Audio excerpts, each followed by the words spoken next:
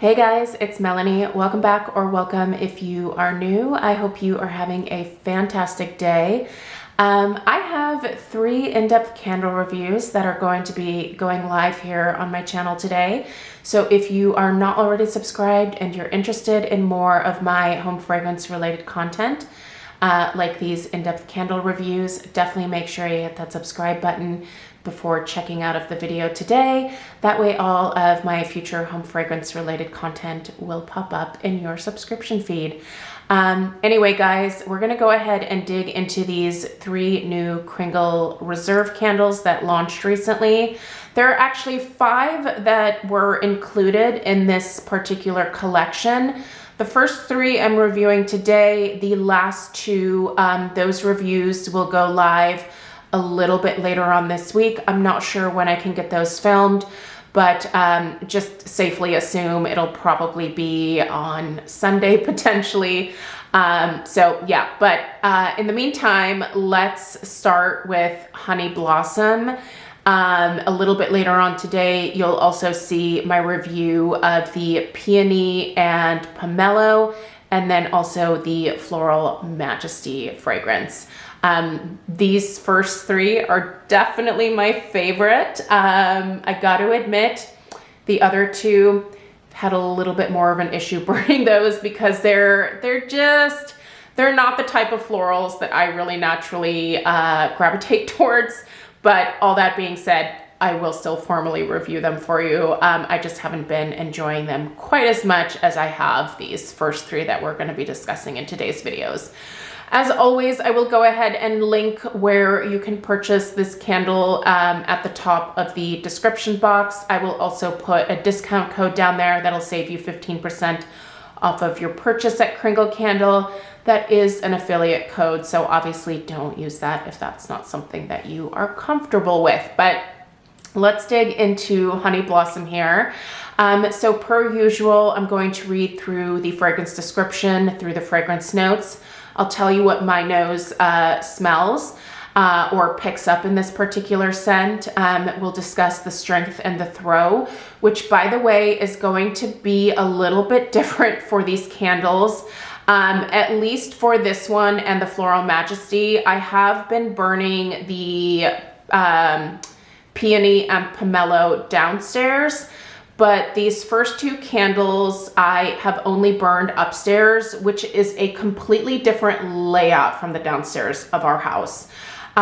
So typically the downstairs, it has a much more open concept type of layout, and the ceilings are very high.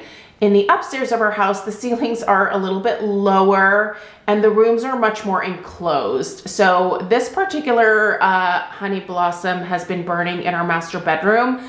That will affect the strength and throw. This is definitely a lot more potent in our master bedroom than it would be in the downstairs. So, but I'll get into that a little bit more once we get into that part of the review. And then obviously we'll discuss any burn issues. So without further ado, let's read through the scent description. Honey Blossom, gently spiced florals are joined by aromatic polished woods enhanced with soft cardamom warmth, white tuberose, and sunny facets of honeyed amber. The top notes are wood and floral. The mid notes are honey and spice, and the base is amber and wood. So what do I smell in this fragrance? First of all, the sweetness that you are getting from this particular scent is definitely a very distinct honey sweetness. It's almost like you are sticking your nose into just a jar of honey. You do get a slight touch of floral in here. And at first, when I was sticking my nose in this, I didn't really get as much of the floral note, and it wasn't quite as distinct as it was once I actually started lighting this one up. At that point, I could smell that tuberose. Like, the tuberose is definitely in the background of this fragrance. It's also, I feel like it's the exact same tuberose note that they used in the I think the Halloween fragrance was called Moody Witch with a Broomstick. I think that was the scent that had the tuberose in it. But it smells very much like that particular tuberose note that we had in that fragrance there. But there's just like a tiny hint of it in here. So this is more so like a woody honey scent than it is a like floral honey scent, if that makes sense. So let's discuss that wood note that we have at the top. That to me smells kind of like a little bit of like an oaky type of wood note. It's really quite pleasant and it pairs really well with that honey. The amber is very much present in here. The amber really adds a touch of warmth. It adds that kind of resinous perfuminess that Kringle seems to like to tuck into a lot of their fragrances these days. I know a lot of people are not a fan of the perfuminess that we've been getting from Kringle as of late. I think it's really lovely in this particular scent, and I don't think it's going to be one of those where most people are going to be like, ugh, there's the amber again. It really makes sense with the fragrance, and it really adds some depth and some warmth, and again, a little bit of that like interesting perfumey aspect that I think very much makes sense in here. What I don't get is really any type of spiciness. I mean, they do have cardamom listed in here, and I can see that maybe there's the smallest touch of cardamom, but that's really not what I would consider a super spicy note. I understand that cardamom is a spice, but it's not, you know, the spiciest that's out there.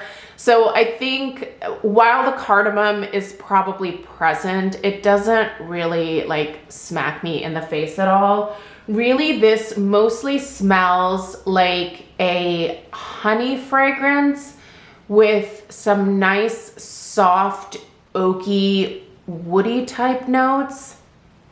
A little bit of that floral. It's a very sweet floral from that tuberose. And then that slight touch of perfumey amber. I really like this one. I don't think it's cloying. Despite it being a honey fragrance, it's not overly sweet.